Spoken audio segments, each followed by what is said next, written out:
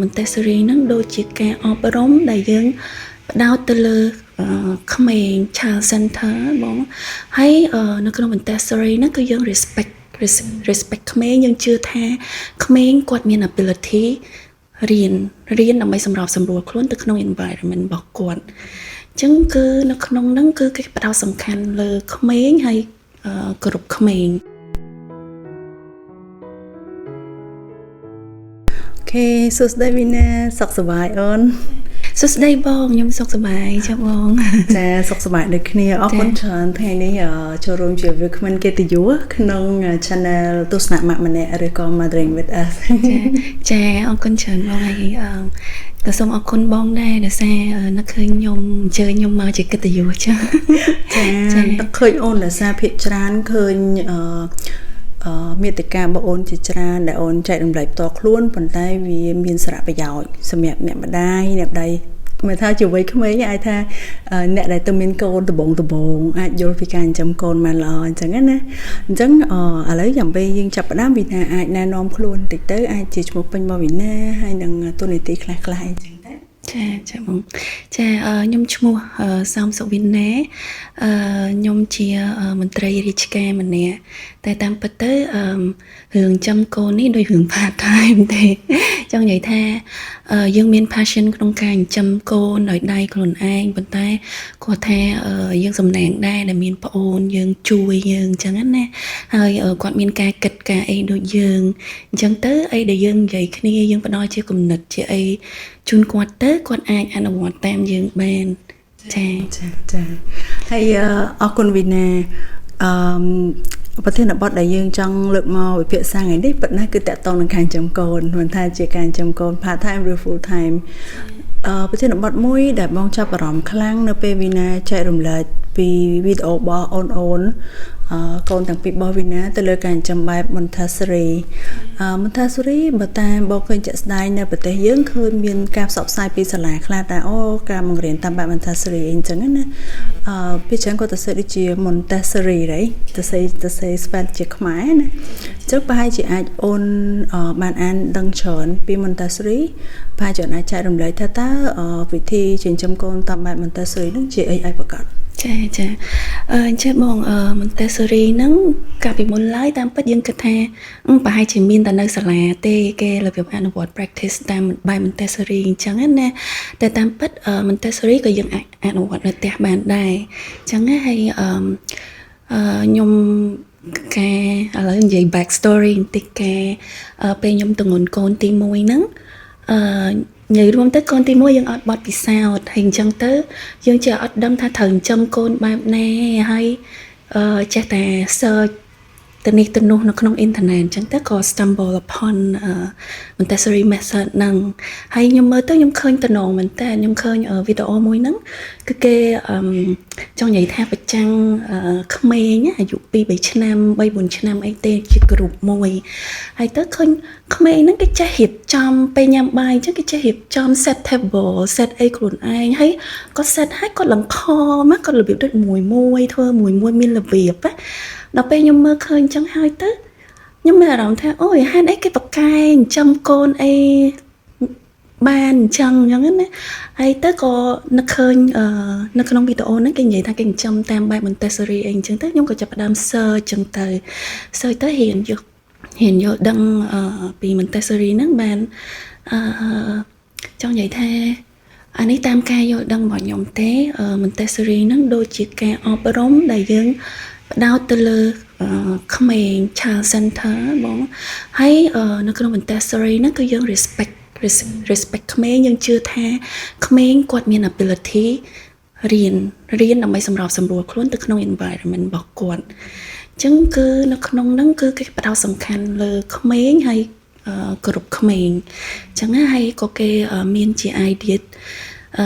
និយាយពីទំនាក់ទំនងរវាងក្មេងរវាង environment ដែលគាត់រស់នៅហើយនឹងជាមួយនឹង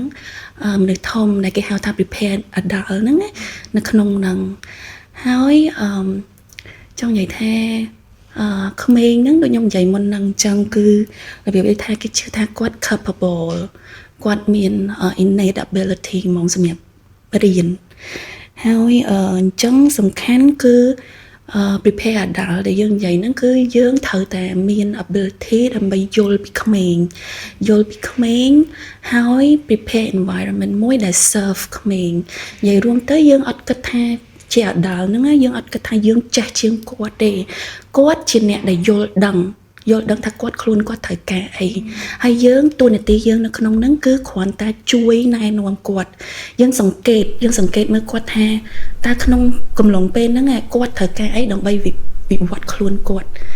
ដល់ពេលយើងសង្កេតឃើញហើយយើងជួយគាត់ចឹងណាចាចឹងមានន័យថាផ្នត់គំនិតរបស់ Montessori គឺជឿថាក្មេងម្នាក់គឺជាមនុស្សធំដូចមនុស្សធំចឹងប៉ុន្តែគាត់អត់ទាន់មានវិធីសាស្ត្រនៅក្នុងការបង្ហាញពីអ្វីដែលគាត់ចង់បានអញ្ចឹងគាត់ត្រូវការយើងជាមនុស្សពេញវ័យនេះទៅជួយគាត់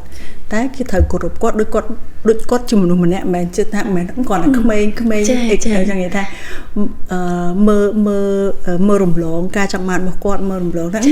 មានចេះអីតែគាត់តែក្មេងចឹងនិយាយរួមទៅនៅក្នុង Montessori គឺគេផ្ដោតសំខាន់ហ្មងគឺតម្រូវការក្មេងគឺសំខាន់ហើយគាត់ដឹងថាគាត់ត្រូវការអីដើម្បីវិវត្តខ្លួនគាត់យើងជាមនុស្សធំយើងគិតថាបើពីមុននេះយើងគិតថាយើងដឹងគ្រប់យ៉ាងថាក្មេងត្រូវអីអាណាល្អសម្រាប់គាត់អាណាមិនល្អសម្រាប់គាត់ប៉ុន្តែនៅក្នុងនេះគឺគេចង់ឲ្យយើងផ្ដោតថាក្មេងគាត់ដឹងក្មេងមិនគាត់អត់ដឹងអីសោះឯងគាត់ដឹងហើយគាត់និយាយរួមទៅគាត់ហ៊ានអីមួយគឺគាត់ហ៊ានលឿនហ្មងឲ្យតែយើងចេះជួយគាត់ចឹងណាហើយអញ្ចឹងយើងអត់ impose ការគិតរបស់យើងនេះឧមាថាឥឡូវយើងគិតថាគាត់ដល់អាយុប៉ុណ្នេះគាត់ត្រូវហ៊ាននេះអញ្ចឹងយើង impose ត្រូវឲ្យគាត់ជំរុញឲ្យគាត់ហ៊ាននេះទាំងដែលពេលហ្នឹងអាចគាត់មិនតម្រូវការគាត់ហ៊ានហ្នឹងឯងគាត់ដឹងថាគាត់ចង់ហ៊ានអីហើយគាត់ពេលដែលគាត់ដឹងហើយគាត់នឹងបង្ហាញយើងឲ្យតែយើង observe Okay, good. ពិតជាល្អមែនតើអញ្ចឹងទៅលើការយល់ខុសតើអូនមាន baby 2នាក់ឯងអញ្ចឹងឆ្លងកាត់ការចិញ្ចឹមកូនពី year 0 ពីតាំងពីកើតរហូតដល់គាត់ធំអ្វីទៅជាការយល់ខុសទៅលើការចិញ្ចឹមបែប Montessori ចាការយល់ខុសធំហ្នឹងខ្ញុំគិតថាអាចមានមួយគឺចង់និយាយថាគេគិតថាការ Montessori ហ្នឹងដូចជាផ្ដល់សេរីភាពឲ្យកូនពេកដែលវាអត់មានច្បាប់ទម្លាប់ធ្វើឲ្យកូនខូចធ្វើឲ្យកូនអីព្រោះអីដូចខ្ញុំនិយាយមុនហ្នឹងអញ្ចឹងគឺយើងផ្ដោតទៅលើតម្រូវការរបស់កូនហើយយើងគ្រាន់តែព្យាយាមជួយជំរុញពីក្រោយទេអញ្ចឹងអាច misconception ហ្នឹងគឺថាយើងនឹងតាមកូនពេកអញ្ចឹងណាប៉ុន្តែនៅក្នុង Montessori គឺគេមាន idea មួយនោះgive freedom within limit បានន័យថាយើងដឹងថាអាយុគាត់កម្រិតណាយើងត្រូវឲ្យ freedom កម្រិតណាហើយយើងមាន at the same time យើងមាន impose limit អីគេឧទាហរណ៍ដូចថាឧទាហរណ៍រឿងញ៉ាំបាយចឹងចុះចង់និយាយថានៅក្នុង Montessori អញ្ចឹងគឺឲ្យគាត់ញ៉ាំខ្លួនឯងឲ្យគាត់ញ៉ាំអីអញ្ចឹងជួនកាលមានប្រឡាក់ខ្លះមានអីខ្លះអញ្ចឹងណាហើយអញ្ចឹងអ្នកខ្លះគាត់គិតថាធ្វើចឹងដោយរបៀបកូនអត់មានរបៀបរបបពេកតាមកូនពេកតាមអីពេកចឹងណាប៉ុន្តែគោលគំនិតរបស់ Montessori គឺគេថាអញ្ចឹងគឺយើងចង់ឲ្យកូនហ៊ានមានឯករាជ្យខ្លួនឯងហើយឲ្យកូនហ៊ាន practice hand on experience អញ្ចឹងអីគ្រប់យ៉ាងបើសិនយើងទៅបញ្ចុកគាត់យើងទៅធ្វើអីគឺគាត់ miss experience hand on experience ហ្នឹងណាអញ្ចឹងក៏យើងឥឡូវឲ្យគាត់ធ្វើខ្លួនឯងប៉ុន្តែដោយរឿងការញ៉ាំការអីគឺចង់និយាយថាយើងមាន limit មួយថាគាត់ញ៉ាំគឺគាត់ត្រូវនឹងអង្គុយនៅកន្លែងអីអញ្ចឹងទៅយើងអត់ឲ្យគាត់ញ៉ាំបដើរលេងដើរអីបដើអីចឹងយើងសើមាន impose limit ក្នុងហ្នឹងចាវាសមស្របជាមួយអាយុគាត់អញ្ចឹងទៅហើយការផ្ដល់អាហារទៀតយើងមានសិទ្ធិផ្ដល់យើងថាមានបន្លែមានសាច់មានអីគ្រប់មុខឲ្យគាត់ចឹងទៅប៉ុន្តែគាត់មានសិទ្ធិក្នុងការជ្រើសរើសអញ្ចឹងយើងបែងចែកអា responsibility ហ្នឹងអញ្ចឹងយើងមិនតាមគាត់ទាំងអស់ទេពេលអូននិយាយទៅដល់សេរីភាពដូចថាឲ្យគាត់ញ៉ាំទៅ ដូចគេយកច្រឡំថាឲ្យគាត់ប៉ាត់ណាប៉ាត់ណីហើយប៉ុន្តែយើង limit យើងកំណត់ទៅលើការអង្គុយរបស់គាត់អញ្ចឹងបងសម័យឃើញពេលបងជិះលេងល្ងាចឡើងឃើញម៉ាក់ប៉ាឬមកក៏យាយតាដើរតាមបច្ចុកកូនហើយ baby គាត់ដើរពេញហ្នឹងអីអញ្ចឹងណាចាតាមពិតរឿងហ្នឹងក៏វាមិនមែនថាខុសអីដែរគាត់តែអាហ្នឹងស៊ីសងលើការគិតរបស់គ្រួសារម្នាក់ៗ priority របស់គ្រួសារម្នាក់ៗអញ្ចឹងណាហើយប៉ុន្តែគាត់ថានៅក្នុងគ្រួសារខ្ញុំរបៀបថាយើងផ្ដោតទៅលើមានរបៀបរបបខ្លះដែរអញ្ចឹងណាហើយអាហារក៏វាជារឿងសំខាន់ដែរខ្ញុំយល់ថាពេលខ្លះប៉ាម៉ាក់គាត់ជិះចង់ឲ្យកូនញ៉ាំហើយមិនគាត់ធ្វើអញ្ចឹងគាត់ភ័យបារម្ភរឿងសុខភាពអញ្ចឹងពួកអីក្មេងខ្លះបើសិនជាអត់ធ្វើអញ្ចឹងទេគាត់អត់ញ៉ាំអញ្ចឹងយើងក៏របៀបថាយើងយល់អាហ្នឹងដែរប៉ុន្តែ at the same time សម្រាប់គ្រួសារយើង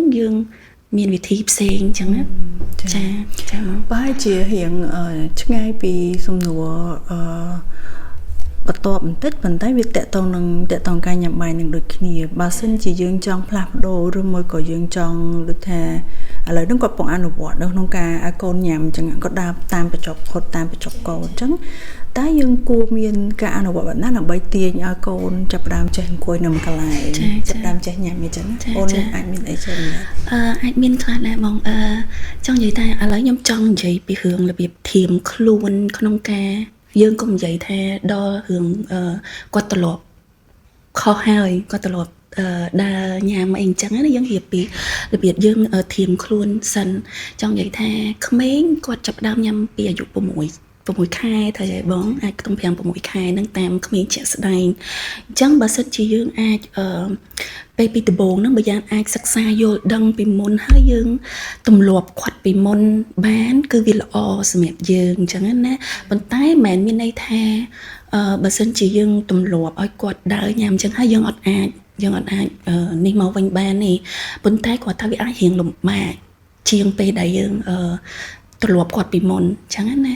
ហើយពេលដែលទម្លាប់គាត់មកវិញហ្នឹងអាចរៀងពិបាកពួកអីធម្មតាទៅគាត់មានទម្លាប់អីមួយហើយគឺគាត់តែងតែចង់ក្មេងគឺអញ្ចឹងគឺធ្វើតាមទម្លាប់ហ្មងអញ្ចឹងអាចដំបូងអាចយើងអាចប្រាប់គាត់អញ្ចឹងហ្មងយើងថាមុននឹងធ្វើអីមួយទៅលើគាត់ខុសពីទម្លាប់គាត់ពីមុនហ្នឹងគឺយើងត្រូវប្រាប់គាត់គ្រប់ពេលប្រាប់គាត់ចឹងថាស្អែកម៉ាមីគិតឲ្យកូនញ៉ាំបាយនៅតុនៅអីវិញហើយញ៉ាំបាយនៅតុវិញពួកអីយើងញ៉ាំបាយគេញ៉ាំនៅតុនៅកន្លែងមានកន្លែងញ៉ាំបាយស្រួលបួលអញ្ចឹងណាបើសិនជាកូនញ៉ាំដើរអញ្ចឹងវាអាចអត់ល្អសម្រាប់ចង់និយាយថាអត់បានកូនអត់បានផ្ដោតទៅលើការញ៉ាំហើយវាមិនមែនជាកន្លែងញ៉ាំបាយវាអត់សមអត់អីចឹងនិយាយប្រាប់បញ្យល់គាត់តាមនឹងចឹងទៅហើយពេលដែលញ៉ាំបាយដល់ពេលយើងប្រាប់ហើយស្អែកឡើងយើងចាប់ផ្ដើមអនុវត្តហ្នឹងហើយពេលដែលញ៉ាំបាយហ្នឹងគឺយើងគួរតែអង្គុយញ៉ាំជាមួយគ្នាមិនមែនថាតែគាត់ញ៉ាំម្នាក់ឯងទេពេលដែលញ៉ាំគឺបរិយាកាសដែលញ៉ាំគឺសំខាន់សម្រាប់គាត់យើងអាចញ៉ាំជាមួយគាត់និយាយលេងជាមួយនិយាយរួមទៅកើតបរិយាកាសហើយចំពោះម្ហូបយើងអាចធ្វើអីដែលគាត់ចូលចិត្តអញ្ចឹងទៅ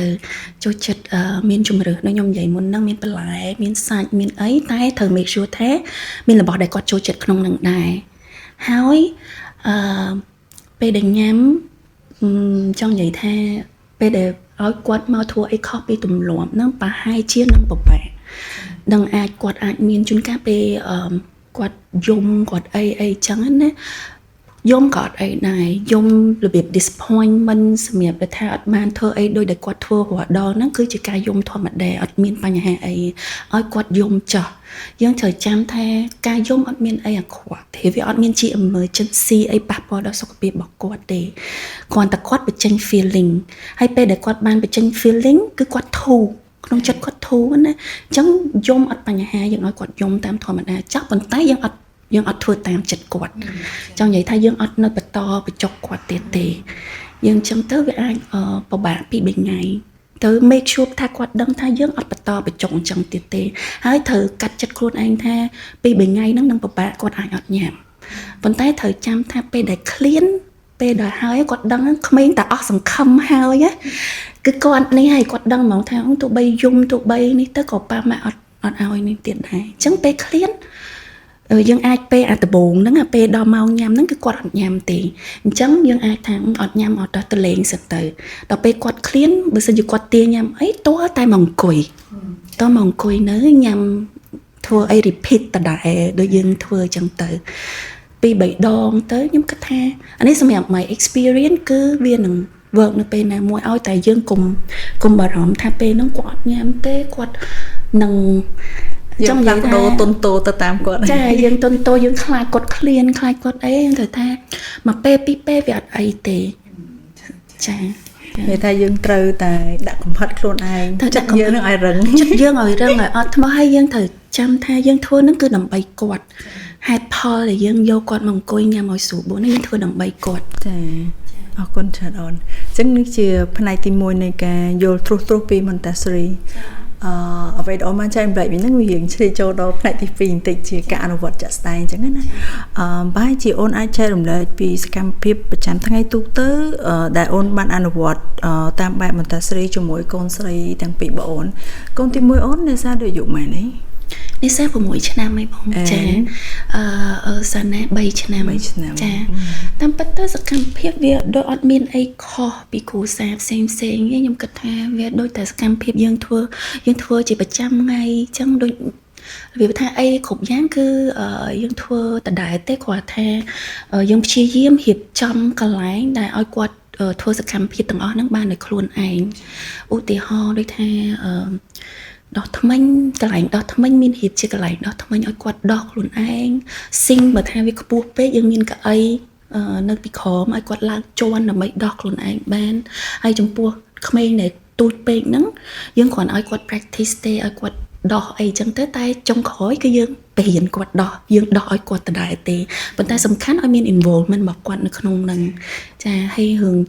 ញ៉ាំបាយញ៉ាំអីគឺគាត់និយាយរួមទៅពេលញ៉ាំបាយគឺយើងញ៉ាំជុំគ្នាខ្ញុំញ៉ាំអីកូនខ្ញុំញ៉ាំហ្នឹងអញ្ចឹងអាចមាន additional អីតិចតួចតាមតម្រូវការរបស់គាត់អញ្ចឹងណាហើយញ៉ាំជាមួយគ្នាគាត់ញ៉ាំខ្លួនឯងយើងតួនាទីរបស់យើងគឺផ្ដល់ជំរឿសនឹងខ្ញុំនិយាយមុនហ្នឹងអញ្ចឹងផ្ដល់ជំរឿសជាម្ហូបអាហារគ្រប់មុខមានសាច់មានអីតែក្នុងហ្នឹងយើងដឹងថាគាត់មានរបស់អីដែលគាត់ចូលចិត្តគាត់នឹងញ៉ាំហើយយើងមានរបស់មួយចំនួនទៀតសម្រាប់ exploration គាត់យើងដឹងថាគាត់អត់ញ៉ាំទេប៉ុន្តែយើងនៅតែបន្តដាក់ឲ្យគាត់ដើម្បីlàឃើញយូរទៅនឹកឃើញថាអាចសាកអញ្ចឹងទៅក៏នេះដែរអាចជួយឲ្យគាត់ explore ម្ហូបថ្មីអីអញ្ចឹងទៅចាញ៉ាំជាមួយគ្នាអីជាមួយគ្នាហើយនិយាយរួមទៅអីគ្រប់យ៉ាងគឺដូចគ្នាគាត់ថា involve គាត់នៅក្នុងការជួយក្នុងការរៀបចំអីអញ្ចឹងទៅហើយអីដែលសំខាន់ដែលខ្ញុំ focus ធ្វើហ្នឹងគឺឲ្យគាត់មាន unstructured play time ចង់និយាយថាដូចបងឃើញអញ្ចឹងគឺកន្លែងហ្នឹងយើងផ្ដល់ជំរឿសឲ្យគាត់ចង់លេងអីលេងទៅសកម្មភាពសំខាន់ដែលខ្ញុំផ្ដល់ព្យាយាមឲ្យគាត់ធ្វើហ្នឹងគឺ unstructured play time ហ្នឹងអញ្ចឹងពេលហ្នឹងគាត់ខ្ញុំមានជាកន្លែងរៀបរបស់លេងរបស់អីអញ្ចឹងណាហើយគាត់អាចសម្រេចចិត្តឲ្យលេងដោយខ្លួនឯងផ្ដោតអីអញ្ចឹងទៅហើយបើសិនគាត់ចង់ឲ្យយើងលេងជាមួយយើងលេងជាមួយគាត់អញ្ចឹងទៅរបៀបដូច quality time អញ្ចឹងហើយពេលយប់ឡើងពេលមុនគេងគឺខ្ញុំអានសភៅសម្រាប់គាត់អានសភៅយើងរបៀបយើងពិភាក្សាគ្នាពីរឿងសភៅពីរឿងអីអញ្ចឹងណាចាហើយមួយទៀតដែរចង់ឲ្យគាត់ភាគច្រើនរបស់ដែលឲ្យគាត់លេងហ្នឹងគឺមានជា hand on experience មានជា sensory play អីអញ្ចឹងគឺយើងមានផ្ដល់ជំរឿនហ្នឹងឲ្យគាត់ចាបើសិនជាអូនអាចរៀបរាប់ពីសកម្មភាពតាំងពី let's say a day in life of ជាទូទៅភ្ញាក់មកម៉ែន and then ធ្វើអី and then ធ្វើអីអញ្ចឹងណាចានិយាយរួមទៅពេលខ្ញុំមានពេលនៅជាមួយគាត់តែសៅរ៍អាទិត្យទេអញ្ចឹងបើថ្ងៃរៀនរាល់ដងបើថ្ងៃរៀនគឺព្រលឹមឡើងគឺយើងឡើងមកយើងងូតទឹកដោះថ្មិញដោះអីស្លៀកពាក់អីជាមួយគ្នាយើងជួយគាត់ខ្លះអញ្ចឹងណាហើយទៅជូនគាត់ទៅសាលាទៅហើយបន្មកវិញហ្នឹងពេលដែលគាត់មកវិញខ្ទង់ម៉ោង3អីហ្នឹងគឺគាត់មកដល់ផ្ទះហ្នឹង គឺព្យាយាមឲ្យគាត់ធ្វើកិច្ចការសាលាហើយអញ្ចឹងពេលដែលគាត់ធ្វើកិច្ចការសាលាអាហ្នឹងមិនមែនខ្ញុំទេបងអូនខ្ញុំជាអ្នកមើលណាតែ structure ដែលយើងធ្វើហ្នឹងគឺអញ្ចឹង គឺឲ្យគាត់ធ្វើកិច្ចការសាលាហើយបន្ទាប់ពីធ្វើកិច្ចការសាលាហើយគឺក្រោយពេលហ្នឹងគឺជា unstructured play time របស់គាត់ឯងគាត់ចង់ធ្វើអីក៏បានដែរហើយពួកខ្ញុំមានរៀបជាកន្លែងឲ្យគាត់លេងផ្ដល់ជំរឿនដល់អីចឹងទៅអញ្ចឹងគាត់ចង់លេងនៅក្នុងផ្ទះឬក៏គាត់ចង់ទៅលេងក្រៅផ្ទះអីហ្នឹងគឺយើងតាមគាត់អញ្ចឹងពេលលេងរហូតដល់ខ្ញុំចេញពីធ្វើការមកដល់ផ្ទះវិញបានញ៉ាំបាយញ៉ាំអីជាមួយគ្នាអញ្ចឹងទៅហើយពេលដែលញ៉ាំបាយហ្នឹងដូចខ្ញុំនិយាយប្រាប់មុនហ្នឹងអញ្ចឹងយើងរបៀបឲ្យគាត់ involvement មានកន្លែងដាក់ចានបាយគាត់ហ្នឹងយើងដាក់នៅកន្លែងខាងក្រោមឲ្យគាត់ទៅយកខ្លួនឯងមានស្ព្រាមានអីហ្នឹងយើងគាត់យកមកខ្លួនឯងហើយទឹកអីហ្នឹងក៏មានកន្លែងឲ្យគាត់ទៅដាក់ខ្លួនឯងដែរមានកែវមានអីឲ្យគាត់ស្រួលយកអញ្ចឹងទៅនិយាយរួមទៅយើងព្យាយាមរៀបចំ environment យើងបែបណាដើម្បីឲ្យគាត់អាចធ្វើអីដោយខ្លួនឯងបានចាអូខេអរគុណច្រើនអូនមួយទៀតដោយសារបងសួរនេះពីទស្សនៈរបស់ម៉ាក់ម្នាក់ដែរ baby បងគាត់រៀងយឺតយ៉ាវជាងគេនៅក្នុងការដែលគាត់អាចឯករាជ្យម្ចាស់ការខ្លួនឯងបានអញ្ចឹងណាពីអ្វីដែលអូនបានអានហើយនឹងចាំ baby បងអូនកាត់ក្មេងដែលលូតលាស់យឺតជាងក្មេងទូទៅយើងអាចចាំគាត់តាមបែប Montessori បានទេអូនចានិយាយរួមទៅបើនិយាយឲ្យចំហ្មងការអប់រំតាមបែប Montessori ហ្នឹងណាពេលដែលបង្កើតឡើងដំបូងហ្នឹងគឺគេធ្វើឡើងសម្រាប់ជួយ support ក្មេងដែល delay ទេក្មេងដែល special need ណានិយាយរួមទៅគឺគាត់Dr. Mary Montessori ហ្នឹងគឺគាត់observe ក្មេង with special need ហើយគាត់បង្កើតជារបៀបថាគាត់មើលអញ្ចឹងមើលតាមតម្រូវការក្មេងៗអញ្ចឹងទៅហើយគាត់បង្កើតជា method ហ្នឹងមកហើយដូចចំណុចដែលអាចជួយបានដូចថានៅក្នុង Montessori គឺมันមានផ្ដោតទៅលើ hand on experience promote sensory exposure ខ្ញុំគិតថាក្មេងដែលមាន special need ឬក៏ delay អីគាត់អាច benefit ច្រើនពីការពីរឿងលេងតាមបែប sensory នឹងច្រើនអាហ្នឹងក៏ជាគោលគំនិតនៅក្នុង Montessori ដែរហើយគោលគំនិតធំមួយទៀតរបស់ Montessori ហ្នឹងគឺផ្ដោតទៅលើការអភិវឌ្ឍindividually របស់ក្មេងៗម្នាក់អញ្ចឹង method ហ្នឹងគឺគេអត់ standard ដែរការអប់រំក្មេងទាំងអស់ទេគេជឿថាក្មេងទាំងអស់គឺគាត់មានការអភិវឌ្ឍផ្សេងគ្នាពេលវេលាទាំង pace ទាំងពេលវេលាអីគឺខុសគ្នាអញ្ចឹងបាននៅក្នុងការអប់រំតាមបែប Montessori គឺគេអត់មានរបៀបដូចថាដូចនៅសាលាអីប្រចាំងស្លាយប្រចាំងអីឬក៏ក្តារខៀនអីមកមុខវិជ្ជាហ្នឹងទៅរៀនសម្រាប់ក្មេងទាំងអស់ឯងនៅក្នុង Montessori គឺមាននិយាយរួមទៅមានមុខវិជ្ជាច្រើនដូចគ្នាប៉ុន្តែគេមានជា material ហើយក្មេងពេលតែមួយហ្នឹងគឺក្មេងធ្វើរឿង differently ទាំងអស់ហ្មង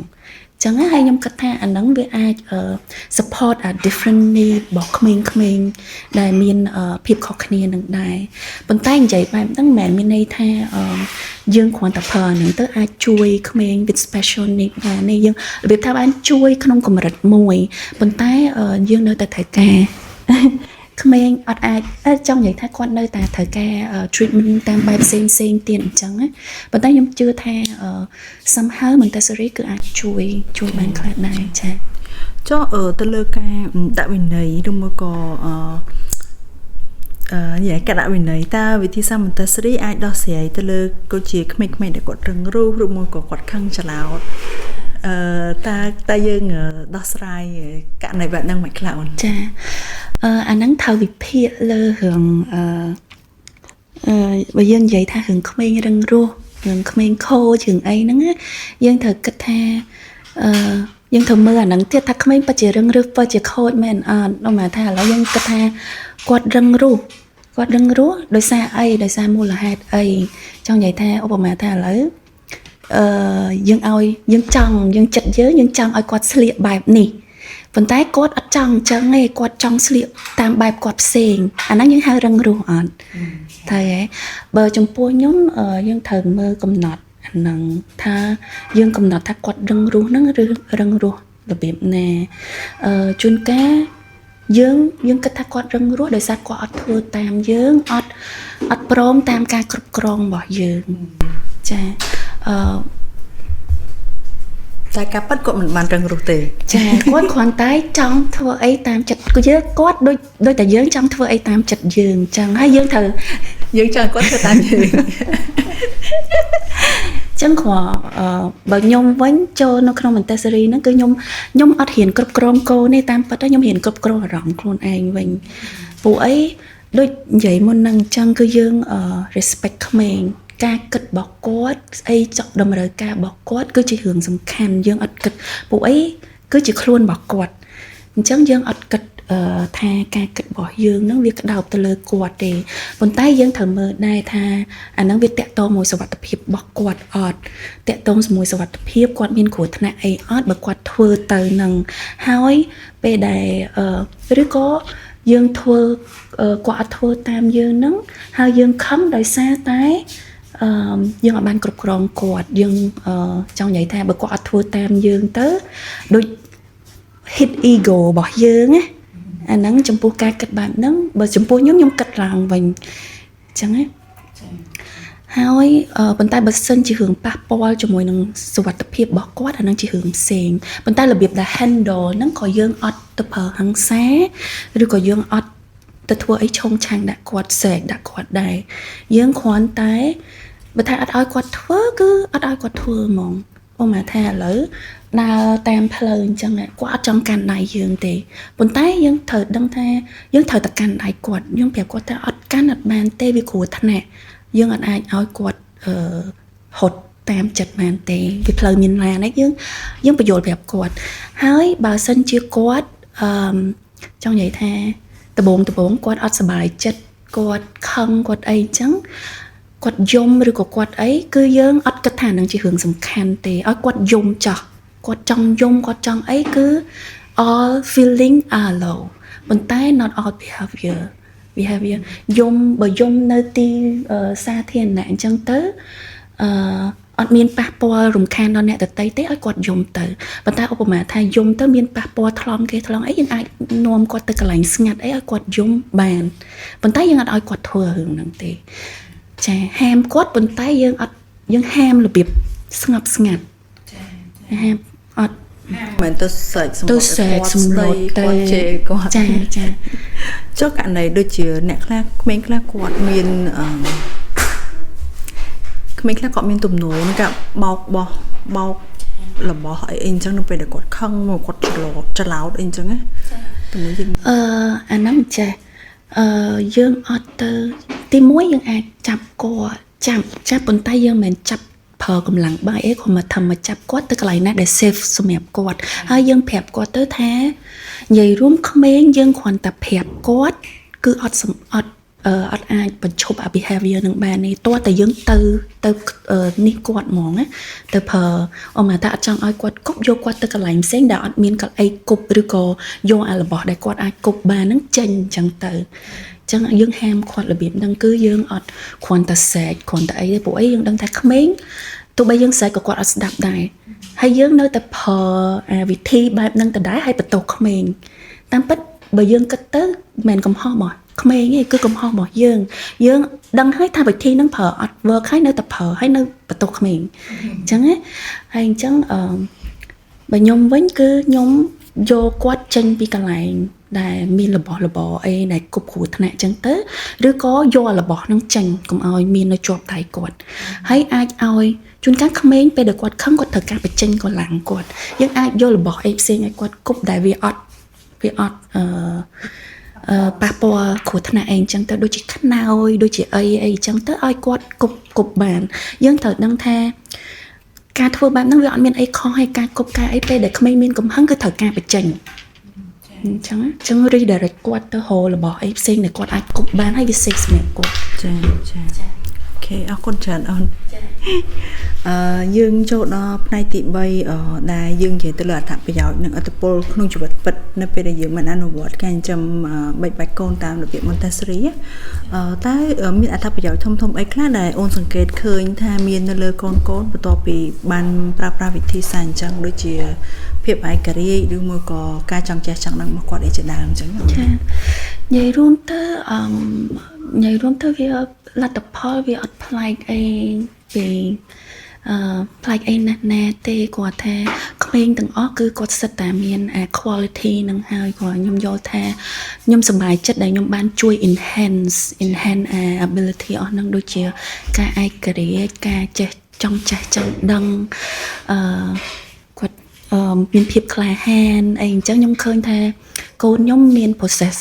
ability អស់ហ្នឹងហើយក្មេងផ្សេងៗក៏មានដូចគ្នានិយាយរួមទៅក្មេងគ្រប់យ៉ាងក្មេងគ្រប់គ្នាគឺគាត់មាន process អាហ្នឹងទាំងអស់តែគាត់ថាយើង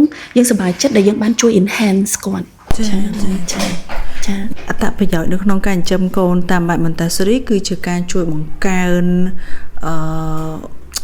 គុណភាពរបស់ក្មេងៗពួកគាត់សិតតែមានសមត្ថភាពដែលចង់ចេះចង់ដឹងក្លាហានឯករាជ្យអី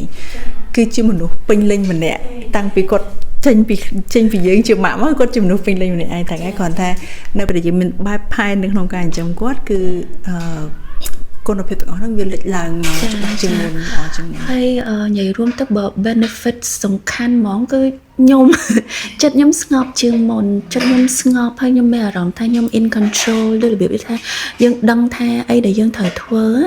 ហើយមួយទៀតខ្ញុំគិតថាខ្ញុំអាចជួយគាត់របៀបថា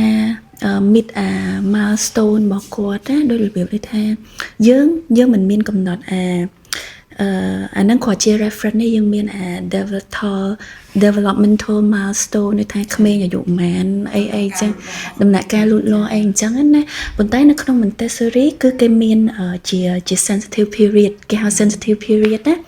sensitive period ហ្នឹងចង់និយាយថាដូចdevelopmental milestone អញ្ចឹងវាជា reference ឲ្យយើងដឹងថាក្មេងក្នុងកំឡុងពេលនេះគាត់ត្រូវការអីដើម្បីអភិវឌ្ឍដើម្បីលូតលាស់គាត់ខ្ញុំឧទាហរណ៍មួយដូចថាក្មេងគេឲ្យជា reference នៅក្នុង Montessori ហ្នឹងថាក្មេងពីអាយុ1ឆ្នាំកន្លះទៅដល់2ឆ្នាំទៅ3ឆ្នាំគឺគាត់មាន sensitive period ក្នុងការ potty train អញ្ចឹងនៅក្នុងកំឡុងពេលហ្នឹងបើសិនជាយើងដឹងយើង observe ដល់ក្នុងកំឡុងពេលហ្នឹងឃើញគាត់ចាប់ផ្ដើមហ៊ានចង់ប្រើ potty ហ៊ានចង់ប្រើប្រគុណខ្លួនឯងយើងក៏ឃើញអញ្ចឹងភ្លាមយើងដឹងថាអូដល់ sensitive period ហើយយើងជួយគាត់បានតាន់ពេលវេលារៀបចំកន្លែងរៀបចំអីឲ្យគាត់ហ៊ានប្រើបន្ទប់ទឹកខ្លួនឯងអញ្ចឹងយើងអាច meet អាហ្នឹងតាន់ពេលតាមពិតបើហួសអាហ្នឹងក៏យើងអាចនៅតែអាចបរៀនគាត់តាមក្រោយបានដែរប៉ុន្តែបើសិនជាយើងក្នុងកំឡុងពេលដែលគាត់នៅក្នុង sensitive period ហ្នឹងហើយយើងជួយគាត់បានតាន់ពេលគឺគាត់រៀនលឿនហ្មងកូនខ្ញុំរៀនចូលប្រើប្រគុណខ្លួនឯងហ្នឹងគាត់រៀនតែមួយអាទិត្យអីគាត់រៀនចាយមួយអាទិត្យពីរអាទិត្យអីមកយប់អត់ណូមេគាត់និយាយរួមគាត់លឿនហ្មងអាហ្នឹងជាអាចលើកឧទាហរណ៍មួយដូចកូនអាទី2ដូច20ខែគាត់ចេះប្រើបន្ទប់ទឹកគាត់ចេះចាគាត់អាចលេងប្រើកតោដៃប្រើអញ្ចឹងណាបងចាជាមានតែនៅពេលដែលគាត់ត្រូវការទៅគាត់ប្រាប់យើងថាគាត់ត្រូវការទៅបន្ទប់ទឹកដូចយើងធំចាតែបើសិនពីមុនវិញបើសិនជាខ្ញុំអត់ដឹងអាហ្នឹងវិញខ្ញុំអត់នឹកឃើញរឿងហ្នឹងហ្មងកូនដឹងដល់អាយុប៉ុន្មាននេះមិនឈប់ប្រើកតោព្រោះអីយើងអត់ដឹងហ៎តែបើដល់ពេលដឹងហើយខ្ញុំមានអារម្មណ៍ថាយើងដឹងថាយើងត្រូវធ្វើអីចាតែអាចរៀងទៅពឹស្ដារតិចកន្លែងប្រើការប្រើបន្ទប់ទឹកហ្នឹងគាត់បង្ហាញសញ្ញាមួយខ្លះដែលអូនចាប់ព្រឹកថាអូគាត់ចូលដល់កន្លែង sensitive period ហ្នឹងចា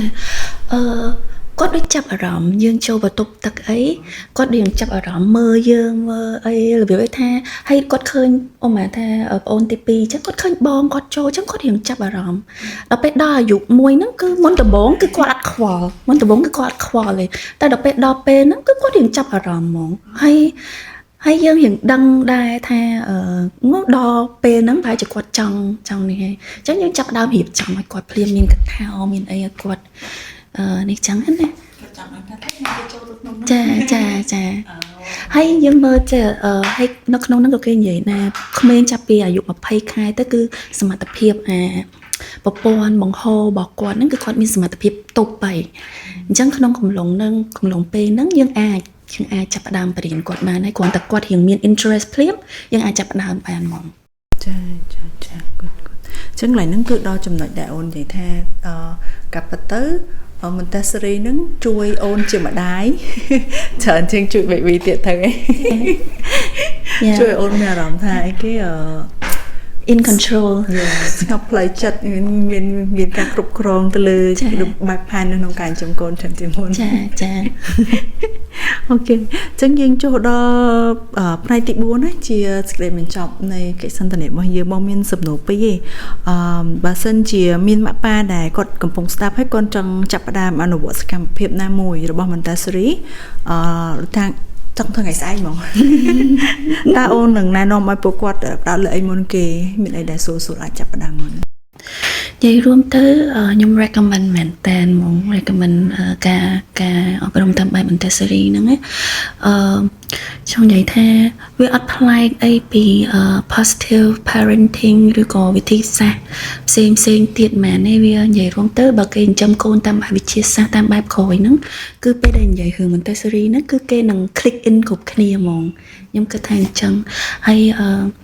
ខ្ញុំ recommend ហើយបើសិនជាចង់ចាប់ផ្ដើមទី1ហ្នឹងសំខាន់បំផុតហ្នឹងគឺបដូរ mindset របស់ខ្លួនឯងទៅគិតថាកុំគិតថាមានយើង in control កុំគិតថាក្មេងអត់ដឹងអីយើងត្រូវគិតថាក្មេងគឺគាត់ដឹងពីតម្រូវការរបស់គាត់ capable និយាយរួមទៅដូចកើតមក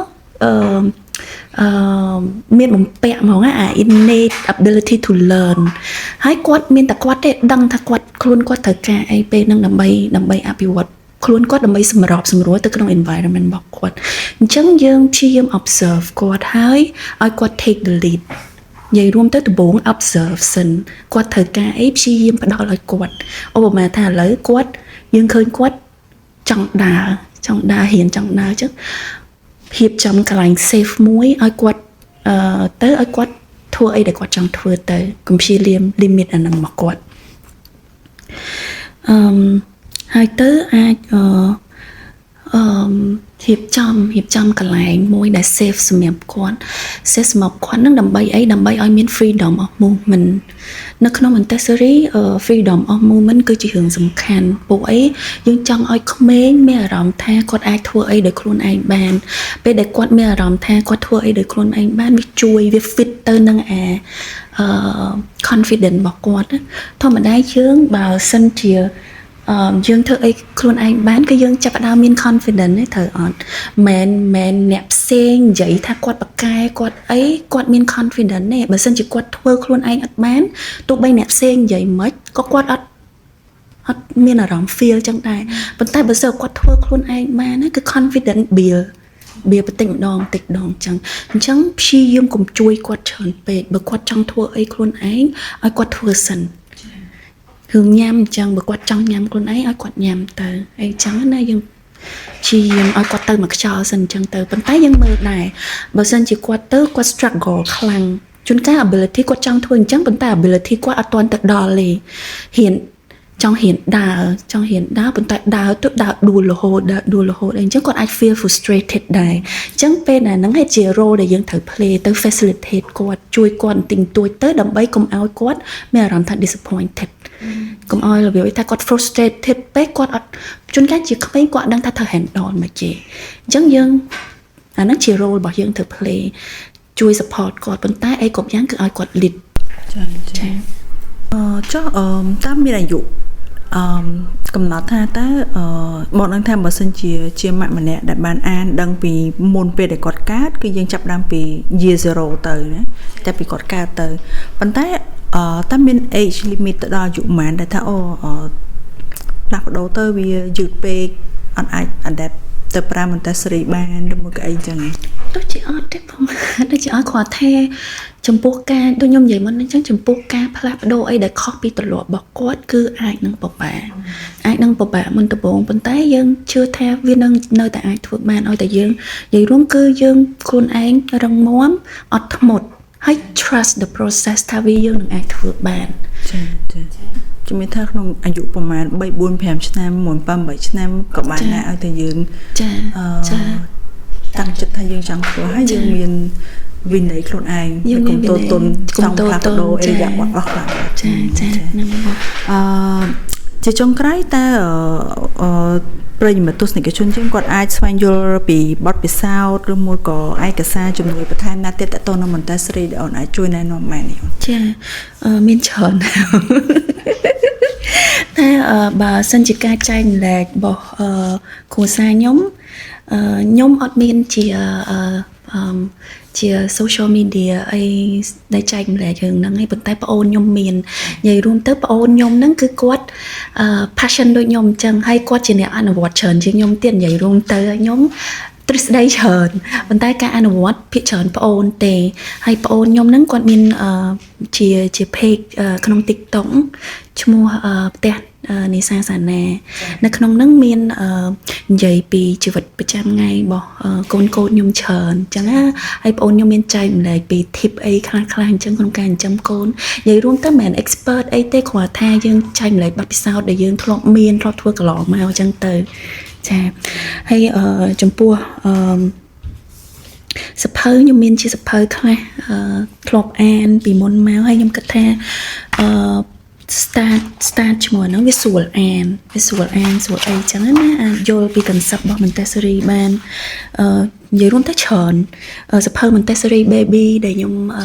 ផ្ញើឲ្យបង Montessori មាន3និយាយរួម series គេហ្នឹងមានសម្រាប់ baby មានសម្រាប់ក្មេង toddler មានសម្រាប់ក្មេងចាប់ពី3ឆ្នាំឡើង child Montessori child ហ្នឹងហើយដោយ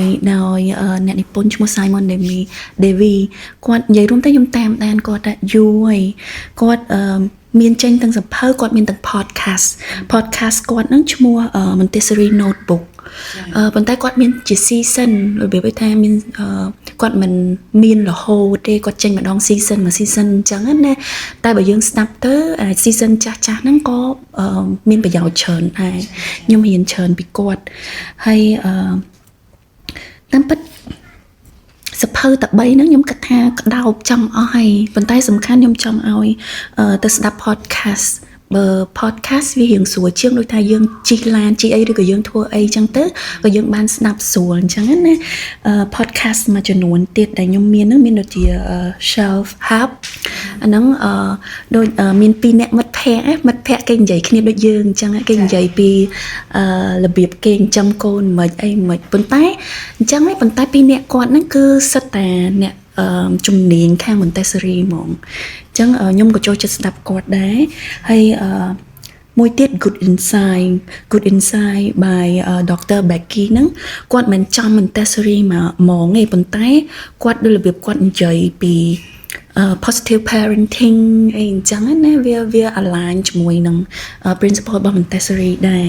ហើយមួយទៀត Ann Raffel ហ្នឹងនិយាយរួមទៅគឺសុទ្ធតែចាំមកបងនឹងប្រមូល link តំណភ្ជាប់របស់ទាំងអស់ហ្នឹងដែលអូនបានរៀបរាប់ហ្នឹងដាក់ចូលទៅក្នុង description ហ្នឹងមកឲ្យទស្សនិកជនក៏ឆែកហើយបងក៏នឹងត្រូវទៅស្ដាប់ថែមទៀតនិយាយរួមទៅស្រួលមែនតើបង podcast អស់ហ្នឹងខ្ញុំអត់សារមែនតើទៅជីទៅធ្វើការហ្នឹងស្ដាប់បើកស្ដាប់ទៅឲ្យរៀនច្រើនពីគាត់សឹងថាច្រើនជាងយើងអានសភៅទៀតចាគាត់ប្រាប់ពី practical idea សម្រាប់យើងអញ្ចឹងចាហើយមានសារអីចុងក្រោយអាចថាជាសារផ្ញើទៅកាន់អ្នកដែលកំពុងត្រៀមខ្លួនទៅជាម៉ាក់ប៉ាគេគឺសារចុងក្រោយយើងធ្លាប់មានបទពិសោធន៍ចិញ្ចឹម baby 2នាក់ហើយអញ្ចឹងសម្រាប់ម៉ាក់ដែលត្រៀមដែលនឹងមាន baby អត់មានអីក្រៅពីការធៀមជាមុនពួកអីពេលដែលមានកូនជីវិតយើងគឺផ្លាស់ប្ដូរសឹងតែ100 degree យើងហ៊ានបានច្រើនកាន់តែកម្រិតណាបានកាន់តែច្រើនបានកាន់តែល្អអញ្ចឹងណាប៉ុន្តែក៏យើងហ៊ានតាមលទ្ធភាពដែលយើងធ្វើបានទៅតែដល់ពេលមែនតើបើសិនជាវា unexpected ពេកក៏យើងកុំបន្ទោសខ្លួនឯង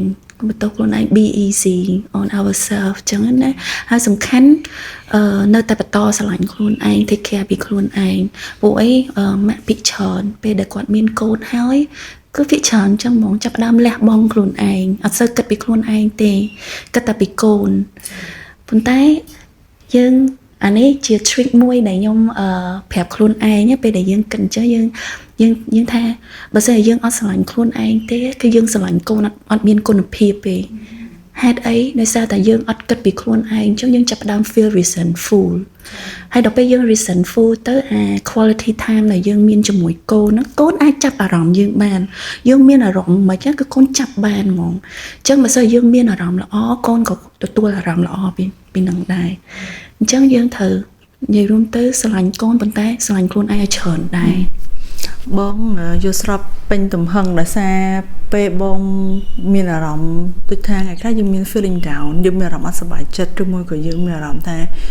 យើងដូចថាមិនបានបំពេញតួនាទីជាម៉ាក់ល្អយើងមានអារម្មណ៍ថាយើងអត់សប្បាយចិត្ត sad អីចឹងណាកូនបងអត់តន់ចេះនិយាយពេញលេងនេះទេប៉ុន្តែនៅពេលដែលយើងមានអារម្មណ៍ចឹងយើងយូរយើងកន្លែងទៅគាត់យើងនៅជិតគាត់គឺឃើញគាត់មានអារម្មណ៍ចឹងដូចយើងខ្មែរហើយវាជាវិទ្យាសាស្ត្រឬមួយក៏វាជា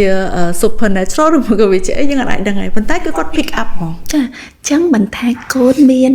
capability គាត់បកកែណានិយាយរួមទៅអា sense របស់គាត់ហ្នឹងខ្លាំងជាងយើងទៀតណាចាអូខេអរគុណច្រើនវីណាសម្រាប់ការចំណាយពេលចូលរួមនៅក្នុង podcast interview ចូលរួមជាវាគ្មិនពិសេសរបស់យើងនិយាយពីការចិញ្ចឹមកូនតាមបែប Montessori វីណាមានបទពិសោធន៍ចិញ្ចឹម baby បានច្រើនហើយសង្ឃឹមថាយើងបានជួបគ្នានៅឱកាសក្រោយទៀតនិយាយពីប្រធានបទផ្សេងៗទៀតនឹងការចិញ្ចឹមបែបកូនខ្ញុំសុគង្គជា host នៅក្នុង channel Mothering with Us ឬមួយក៏ទស្សនៈម៉ាក់ម្នាក់ថ្ងៃនេះសូមអរគុណប្រិយមិត្តដែលបានតាមដានស្ដាប់រហូតមកដល់ពេលនេះសូមអរគុណសូមជម្រាបលា